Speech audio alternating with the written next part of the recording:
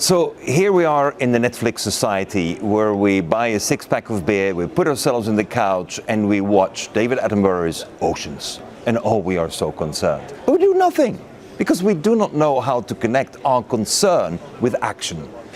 My name is Gunter Pauli. I'm an entrepreneur, but I wrote a book in 2009, The Blue Economy.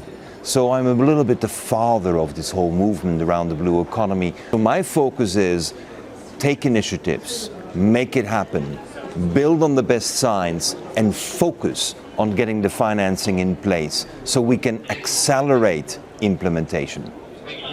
We are ignorant about the opportunities of the oceans. We're so ignorant because most of us even are scared of the oceans. On a la trouille. We shiver when we are in front of the ocean because many of us don't even know how to swim and even less know how to dive. And very few know how to scuba dive. And less people are taking the time to master the technique to actually sail across the oceans. So if you do not know, you're ignorant, then it's impossible to have a passion, an interest, and even assess the risk for an investment. So the main hurdle we're facing is ignorance. How do we overcome that? Ignorance means that we need to have the modern day communication techniques of TikTok. In 1 minute, you gotta bring a surprise. You gotta say things and do things and insinuate and propose and talk about dreams that will make people wake up. I mean, how does a whale pump 1,000 liters of blood with 6-volt direct current during 80 years without maintenance? Wow, what a pump it is. What an electric system they have. That generates interest. And what we need to do is take one step back and say, how come when we're fishing males and females? We're even fishing females that are pregnant. I mean, a sunfish has 300 million eggs and we love to eat the fish and the eggs. We're not overfishing. We are killing the females that provide sustainability. Now, these are the kind of statements that we need to bring to people in order to wake them up, in order to say, oh, I didn't realize. No, but would you ever kill a cow that is expecting a baby? I mean, the person who would bring the cow to the slaughterhouse would be jailed in modern times. But with fishes, you can do it as you wish. This is where we need to wake up people and actually tell them, you can't kill grandma who has more eggs than the daughter, because in fish world, the older you get, the more eggs you produce. We need to have a chain of surprises that wakes up people in the world of communication in the TikTok style. It is maybe more about who we're targeting. Is it not more of a systemic issue and the average person has no impact or influence on changing the system? How do we reach the system changes? Right. And that is where we have the greatest challenge, is how to secure people get out of the chair into action. And there it is very clear that we need to have inspiring projects. When I talk to people about going to dive, and they look at the PADI course and they say, oh my God, this is tough. But then I change the language and we talk about, we will do live video streaming in 8K from your cameras in the water straight to the boat. All of a sudden you got people interested. And that is what we're missing. We're still talking about the same oceans as if Jacques-Yves Cousteau was alive. Sorry, ladies and gentlemen, 70 years have passed. You need to talk technology, you need to talk surprise, you need to talk things that are creating a new culture of the oceans. And that includes technologies. So the systemic approach is not only talk about the beauty of nature, but the magnificent potential of technologies to completely change the experience. When we have 6 divers on our boat and they all are filming in 8K, AI will automatically integrate all the images and we will have a full 3D review, a topography of the coral reefs, a cartography of the oceans that we're looking at. And who are you? Well, you're a citizen scientist. So this is where we have to move. We need to have a systemic change which takes the science of the beauty of nature into the technologies of data and data transmission and new forms of communication, because if you don't have that, No one can assess the risk of what you're talking about because we just don't know. Very good. Okay, so that's I guess almost the cultural change around how we connect and perceive the ocean as an environment and as a resource. But how do you then connect that to changing the systems of the global economy? How do you change the finance? How do you change the governance around all of these issues? So when you come with a description of all the problems and you're saying you need more data and you need to be able to analyze more, then my response is analysis paralysis. You're paralyzing the whole process. What you need to do is shift, because people are sick and tired of hearing about the problems. People are sick and tired of only knowing that we should protect. So our language, which has been possible to pass on to action, is that we create what is called portfolios of opportunities. We look at each country, each island, each culture, and we look at them and say, what would we be able to do together now? What could we develop tomorrow? What could be the result in a few weeks' time? And when you create what I call portfolios of opportunities, people are attracted. People want to be part. People want to be part of solutions and not part of the analysis of the problem. And this cultural change of focusing on the solutions means you need to translate into opportunities, which are, in the end of the day, an investment proposal. It's a risk analysis. It's a revenue generation. When we started in 1993, seaweed farming on Zanzibar, which was mentioned at the opening today, that seaweed farming was a response to dynamite fishing. WWF didn't know how to police the area around Zanzibar and stop the dynamite fishing. We came in and said the only way to stop it is to generate income. So much income that you will employ the 23,000 women along the coast. 3 years later, 23,000 women are employed and still are employed. And we had a buyer because you need a product and a price. If you don't have a product and a price, you can have the greatest plans. So we had FMC out of Bangor, Maine in the United States committing to buy all the dried seaweeds.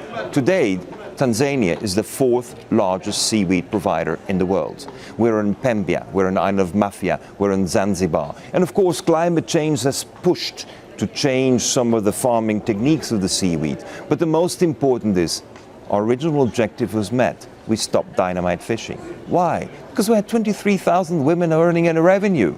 And we had the gentlemen helping with the bailing and the shipping. And now we're moving on to the production of the carrageen and we're getting higher value added.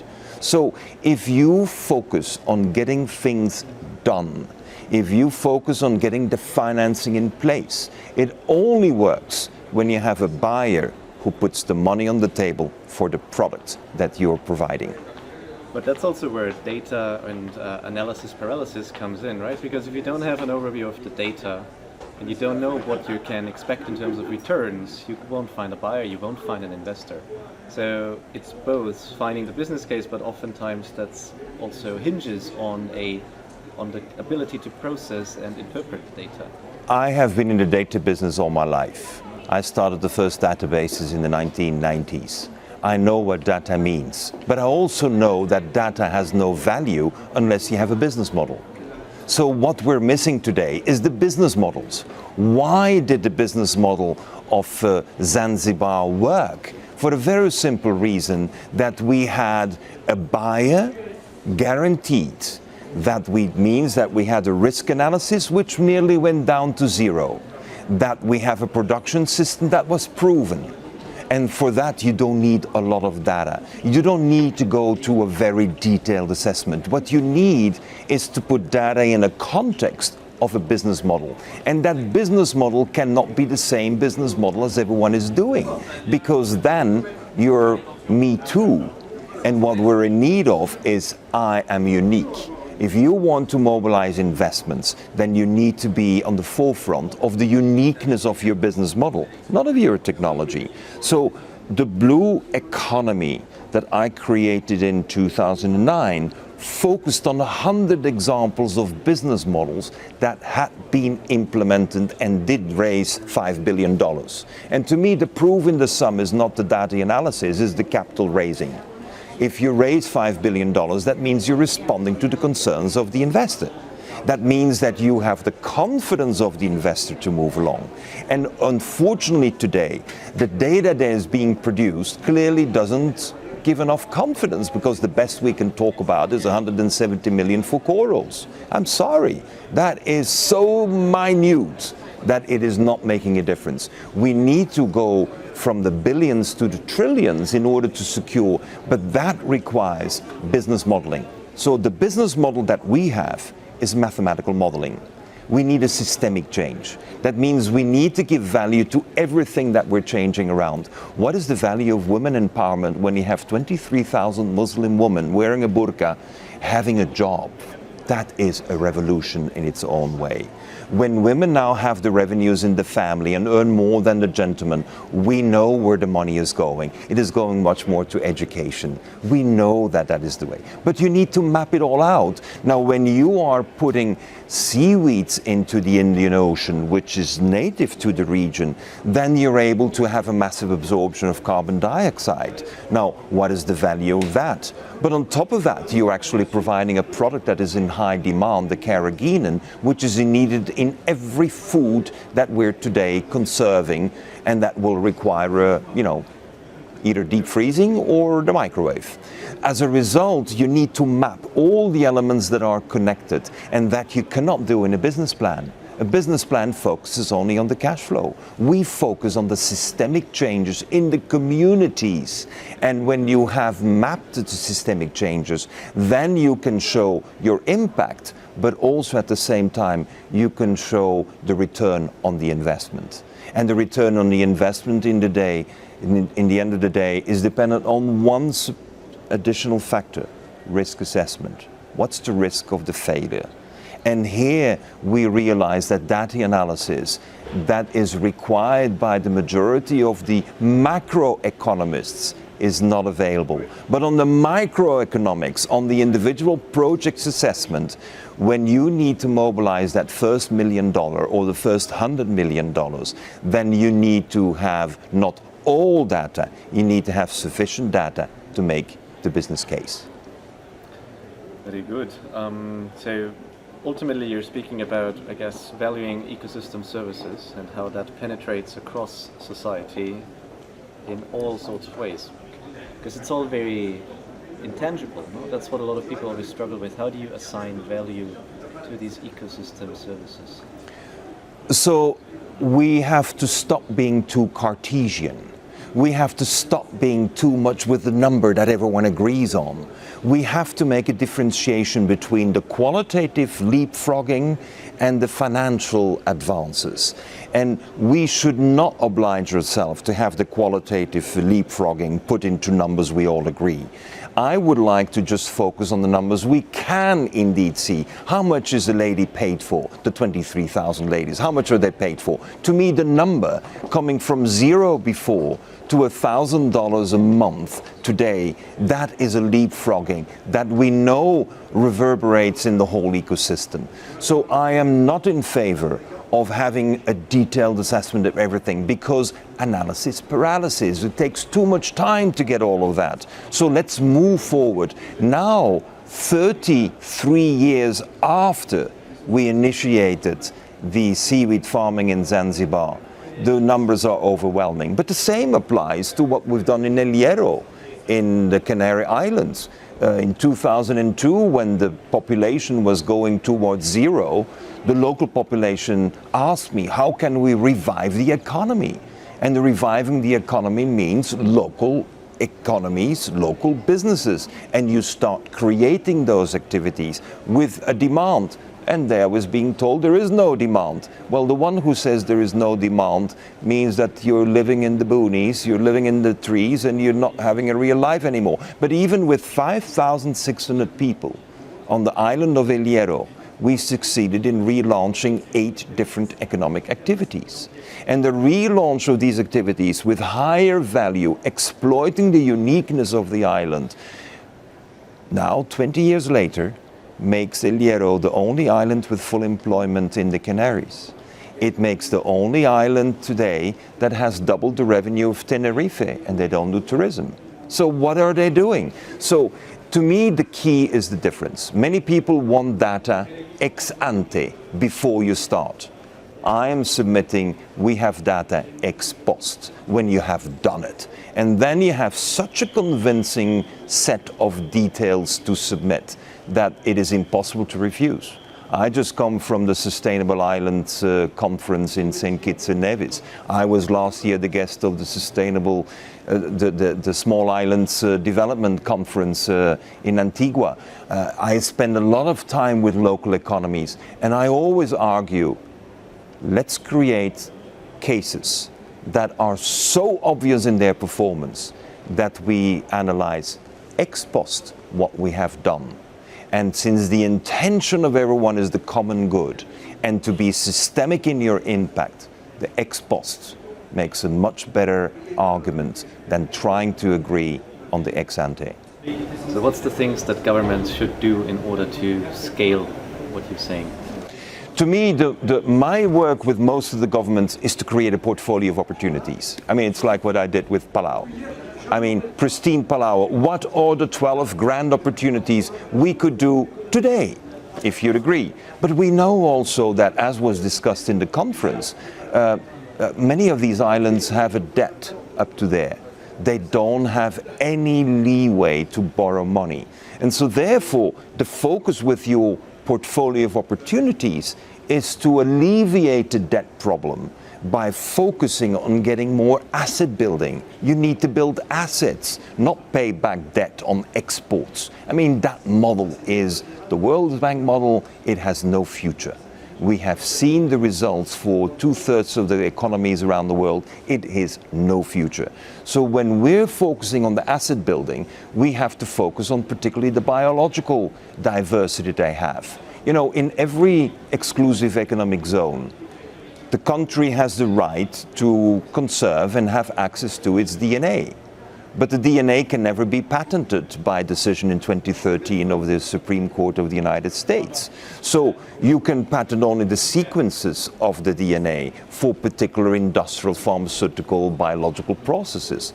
So how come there's no strategy at all on doing a massive eDNA, collecting massively the potential sequences of DNA, which can be found in these huge ocean reserves that we hear talking about all the time? Palau has 730,000 square kilometers. It doesn't have any sequence of DNA in its name. Excuse me. This is an asset opportunity. So my focus is going to the countries and say, discover your assets. Discover the assets and discover at the same time the opportunity to generate not cash, but to generate value out of your assets. No one wants to cut down the assets. You all want to live off the dividend. But if you want to live off the dividend of the DNA, then you need to know your sequences. And that is the kind of proposals I'm working out with all these governments. So build up your assets, and that means build up a portfolio of opportunities. And how can countries do that? You know, they know what to do now. How do you help them? What can other international organizations do to help find those assets and build those business cases? I'm so glad you're asking the question on the how to, and that's structural financing. I mean, we're creating banks that are actually based on the asset of sequences of DNA. Because in the end of the day, it's gold, it is dollars, or it is DNA. And so we're creating for Palau the first bank that is backed up by DNA. So this is the practical. Now, of course, you need to have companies that are telling you they're ready to pay for this, because let's not forget, you need a product and a price, because otherwise you can't make any business plans. And so our proposal is to focus on securing that there is a structural financing. For that, we need people who are getting out of the debt recovery or getting out of the bond logic, because these solutions have not made the dent that we need to get these countries with a future.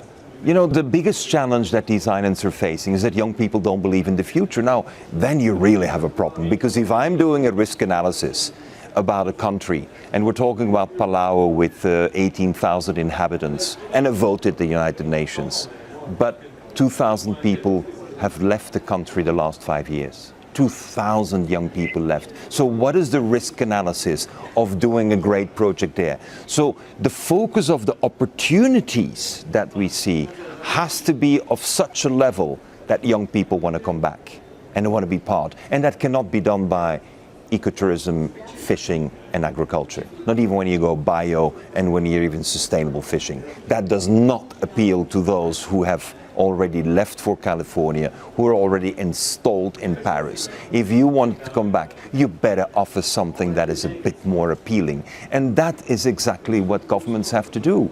Create a financial structure that permits you to make proposals to the young people to be excited about their islands where their ancestors have been around for thousands of years. Where do you see the major barriers right now to this? The major barriers, we're thinking too small. I mean, we think about solving the problem of the coral reefs with $160 million. I mean, forget about it. This is not working. We have to think much bigger. And that ambitious way of thinking. I mean, we know that, we have companies valued at $1 trillion. Why can't you have $1 trillion number on the table for doing these kind of initiatives?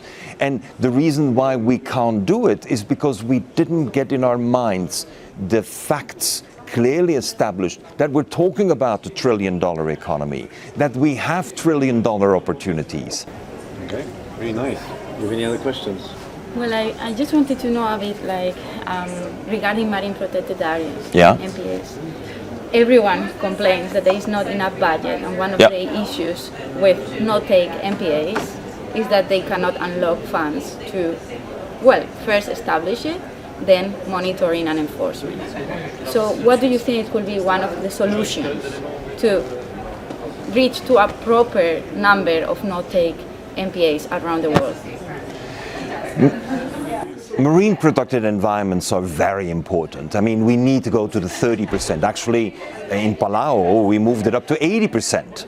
So we know marine protected environments are key. But as long as you stick to the traditional model that you need to secure the money first before you move forward, then you have not seen the entrepreneurs who created wealth for the world. I mean, if you are an entrepreneur, the fact that you have no money and no experience is a guarantee you will be the entrepreneur. Because if you have experience and a lot of money, you'll do what everyone knows already that is done.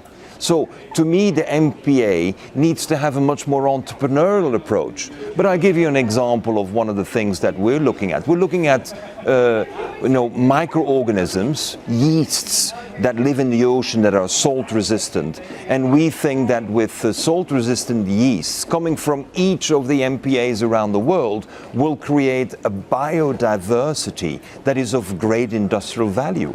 We are not looking at it in that way. We're trying to protect. My message is stop trying to protect. It failed over the past 70 years. Focus on regenerating and identifying the values that you can see in your marine protected environment. That's what we're doing in Palau.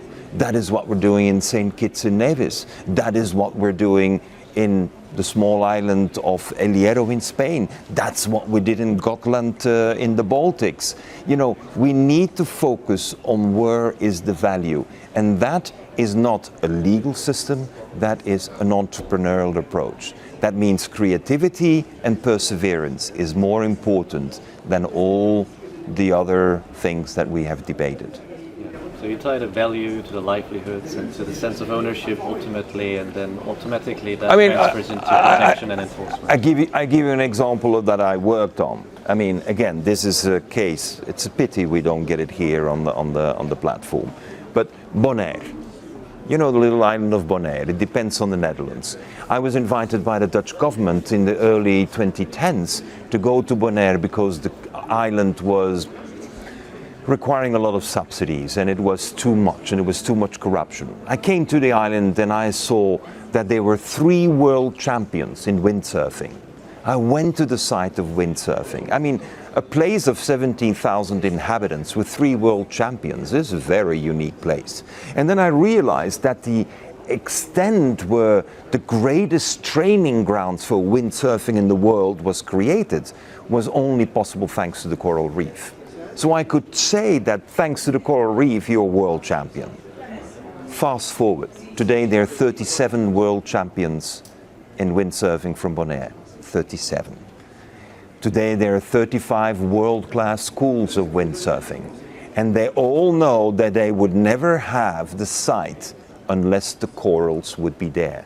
So we have 3,000 volunteers a year who come to plant corals, to conserve and to rehabilitate the badly affected corals with a new generation of symbiotic relations between the coral and the microalgae in order to secure that we can actually do square kilometers of coral reef protection and restoration, because it's the pride of the windsurfing world champions. Even now, non-Bonairean world champions come to Bonaire because every young person who really has a clear objective, I want to be a top windsurfer, they will go to Bonaire. The economy is thriving. The restoration per capita of citizen on the island is the highest in the world. And this is the symbiotic change that we need. But how was it possible to link in the coral reefs? Because there is nothing more gratifying for a nation than to have a world champion. This is very gratifying. Now, being able to exploit that. So now I'm going to Cape Verde, and I'm invited by the Prime Minister of Cabo Verde, and I realize they have 3 world champions in kite surfing. And I'm saying, why don't we go for 30? Because you got the best kite surfing sites. Let's look at the ecological conditions of this extraordinary kite surfing environment. Let's conserve those conditions, and let's have a program comparable to what we have been able to do with Bonaire. You know, systemic change is key.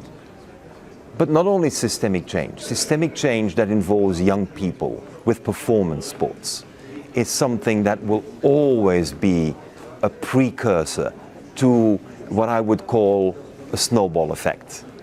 Because a few young people who decide to do the change will have the capacity to change the whole country. Nice, cool, very inspiring. So Have you been to Bonaire? No. I mean, this is one of the most amazing. I mean, so many world champions, thanks to the coral. I mean, this case should be blasted out here, you know, but they have to have other people blasting talk. it out? Yeah, to you guys. Said you have a question. I just want one sentence for One sentence. a young person, and one sentence for a government. The governments need to focus on inspiring the children. The age of education is over. It's now the time to focus on inspiring the next generation. You know, I'm very, very much involved with China, and China will be the #1 scuba diving country in the world by 2030. Yeah. 30 million divers they will have. Okay. The world has 30 million divers.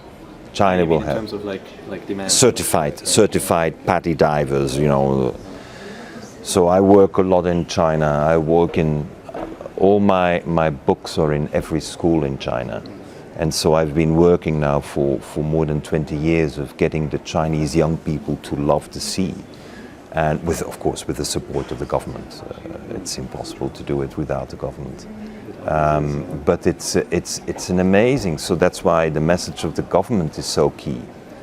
It really is, because you know, we have more than 1 billion books distributed in China, 1 billion books. So when the country decides to integrate it into the education system, you have a complete shift in approach. It's not like an elective or once a year would we like to go for a walk along the coast and would we like to do some would we like to do a bit of cleanup. No, it is every day that there is talked about the marvels of science and technology and the innovation and how nature-based solutions have been operating. Nelson Mandela said education is the most powerful tool that you can use to change the world, right? That's right. That's really where it starts. I even have, in honor of Nelson Mandela, we published several of my books in Xhosa because his language is only spoken by 1 million people. And I thought it was very important to add a bit of content, but in his language. And now what you will say to a child? Never stop dreaming. Go for your dreams. I mean, there's no reason why you cannot achieve your dreams. And even better, you can go beyond your dreams. And once you go beyond your dreams, then you will feel the happiest person ever on earth.